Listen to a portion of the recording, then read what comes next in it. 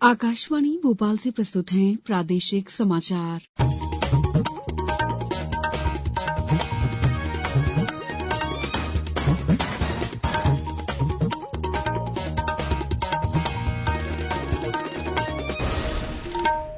नमस्कार, समाचारों के साथ मैं दीपा सिंह।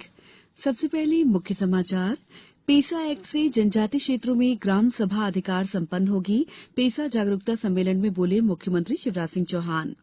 प्रदेश में पशुओं की लंपी बीमारी का प्रकोप अब लगभग समाप्त। 30 लाख से ज्यादा पशुओं का टीकाकरण किया गया। एलपीजी सिलेंडर के बेहतर प्रबंधन के लिए क्यूआर कोड लगाए जाएंगे। और एशियाई एयरगन स्पर्धा के 10 मीटर एयर पिस्टल में भारत महिला जूनियर टीम का चैंपियन बना। अब समाचार विस्तार से। मुख्यमंत्री शिवराज सिंह चौहान ने कहा है कि जल, जंगल, जमीन पर जनजातीय वर्ग का अधिकार है और राज्य सरकार उनके हक को दिला रही है। आज नर्मदापुरम जिले के जनजातीय ब्लॉक केसला में पेसा जागरूकता सम्मेलन में मुख्यमंत्री ने कहा कि प्रदेश में जनजातीय वर्ग को सशक्त और अधिकार संपन्न बनाने के लिए पेसा एक्ट लागू किया गया है, जिससे उनके जीवन में खुशहाली आएगी। गांव का पैसा गांव के विकास में ही उपयोग होगा। उन्होंने कहा कि नए नियमों के अनुसार अब पटवारी और बीट कार्ड को गांव जमीन का नक्शा, खसरा, B1 नकल गांव में ही लाकर ग्राम सभा में दिखाने होंगे, जिससे कि जमीन के रिकॉर्ड में कोई गड़बड़ी न कर सके। खनिज के मामले जिनमें रेत खदान, गिट्टी पत्थर के ठेके देना है या नहीं, ये भी ग्राम सभा में ही निर्णय लिया जाएगा। इन्हें पहले जनजातीय समाज सहकारी समिति को दिया जाएगा। उन्होंने कहा कि ये सब प्रस्ताव 1 महीने के अंदर ही तय हो जाएंगे। ग्राम सभा तेंदुपत्ता संग्रहण और विक्रय का प्रस्ताव 15 दिसंबर तक पारित करे। गांव का पैसा गांव के विकास में ही उपयोग होगा। इस दौरान मुख्यमंत्री श्री चौहान ने जिला प्रशासन और वन विभाग को पेसा एक्ट के संबंध में प्रशिक्षण करवाने के निर्देश दिए। प्रधानमंत्री नरेंद्र मोदी कल नई दिल्ली में आतंकवादी वित्त पोषण को रोकने के लिए तीसरे मंत्री स्तरीय सम्मेलन नो मनी फॉर टेरर को संबोधित करेंगे। 2 दिन तक चलने वाले इस सम्मेलन से आतंकवाद को उपलब्ध होने वाले धन को रोकने के लिए राष्ट्रों और संगठनों को प्रभावी विचार विमर्श का अवसर मिलेगा। इस सम्मेलन से आतंकवादियों के धन स्रोत रोकने में वैश्विक सहयोग को बढ़ावा मिलेगा। सम्मेलन के दौरान 4 सत्रों में विचार विमर्श होगा, जो आतंकवाद और आतंकी वित्त के वैश्विक चलन, आतंकवाद के लिए धन उपलब्ध कराने के औपचारिक और अनौपचारिक तौर तरीकों के प्रयोग, उभरती प्रौद्योगिकी और आतंकी वित्त रोकने की चुनौतियों के लिए अंतर्राष्ट्रीय सहयोग शामिल है। आतंकवाद और आतंकी वित्त के चलन पर पहले सत्र की अध्यक्षता गृहमंत्री अमित शाह करेंगे। पशुपालन और डेयरी मंत्री प्रेम सिंह पटेल ने बताया कि प्रदेश में लंपी का प्रकोप लगभग समाप्त हो गया है।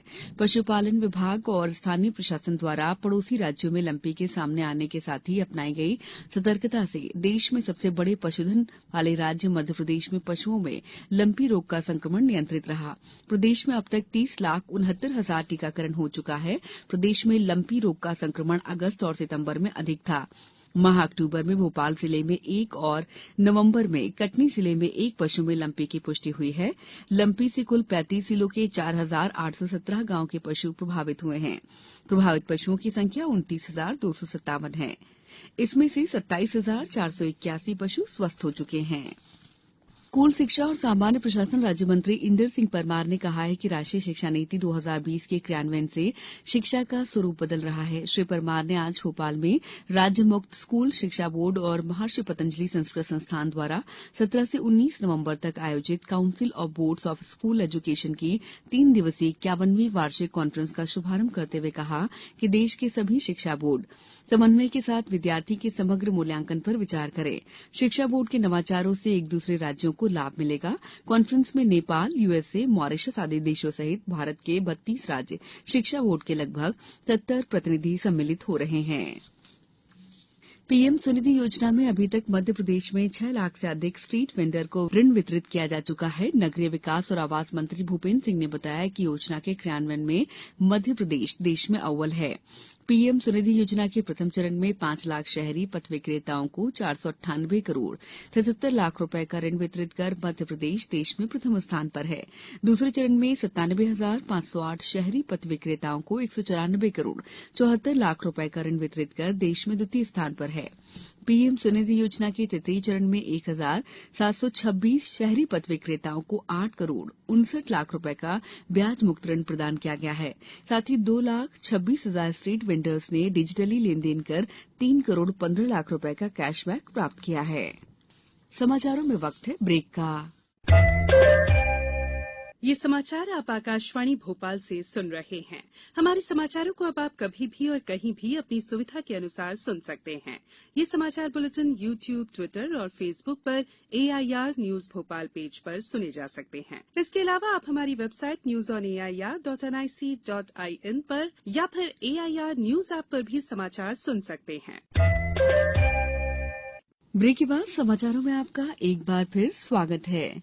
तरल पेट्रोलियम गैस LPG सिलेंडर पर जल्द ही QR कोड अंकित होगा, जिससे इसका प्रबंधन करने में मदद मिलेगी।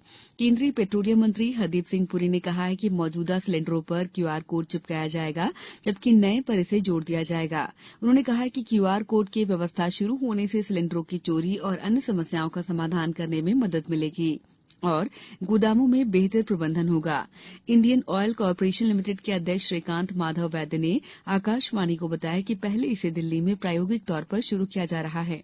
इसके बाद अगले 3 से 6 महीनों में सभी घरेलू LPG सिलेंडरों पर QR कोड लगा दिया जाएगा। उन्होंने कहा कि QR कोड लगाने से उपभोक्ताओं को सिलेंडर के संबंध में पूरी जानकारी मिल सकेगी। राष्ट्रीय साधन सह मेरिट छात्रवृत्ति योजना के तहत वर्ष 2022-23 के लिए आवेदन जमा करने की अंतिम तिथि इस माह की 30 तारीख तक बढ़ा दी गई है। शिक्षा मंत्रालय ने कहा है कि इस योजना के तहत आर्थिक रूप से कमजोर वर्ग के मेधावी छात्रों को कक्षा 8वीं कक्षा के बाद पढ़ाई छोड़ने से रोकने और उन्हें अपनी शिक्षा जारी रखने के लिए प्रोत्साहित करने के लिए छात्रवृत्ति प्रदान की जाती है। छात्रवृत्ति की राशि 12,000 रूपये वार्षिक है। मंत्रालय ने बताया कि जिन छात्रों के माता पिता की वार्षिक आय 3,50,000 से अधिक नहीं है, वे छात्रवृत्ति का लाभ उठाने के पात्र हैं। भारत ने एशियाई एयरगन चैंपियनशिप की 10 मीटर एयर पिस्टल महिला जूनियर टीम स्पर्धा में आज स्वर्ण पदक जीता है। दक्षिण कोरिया के दाएगो में मनु भाकर, ईशा सिंह और शिखा नरवाल ने मेजबान टीम को 16-12 से पराजित किया। इससे पहले कल दूसरे दिन भारतीय पिस्टल निशानेबाजों ने 4 स्वर्ण पदक जीते। पुरुषों के 10 मीटर एयर पिस्टल टीम स्पर्धा में सीनियर और जूनियर दोनों टीमों ने स्वर्ण पदक जीते। शिव नरवाल, नवीन और विजयवीर सिंधु की सीनियर पुरुष टीम ने दक्षिण कोरिया को 16-14 से हराया। सागर दांगी, सम्राट राणा और वरुण तोमर की भारतीय पुरुष जूनियर टीम ने उज्बेकिस्तान को 16-2 से मात दी।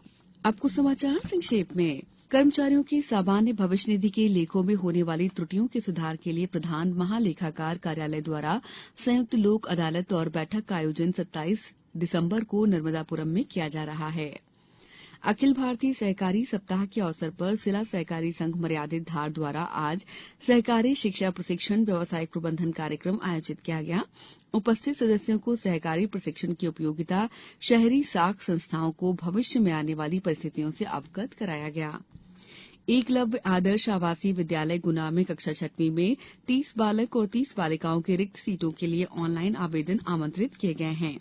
शिवपुरी में 4 दिवसीय 66वीं राज्य स्तरीय शालेय हैंडबॉल क्रीडा प्रतियोगिता कल से आरंभ होगी।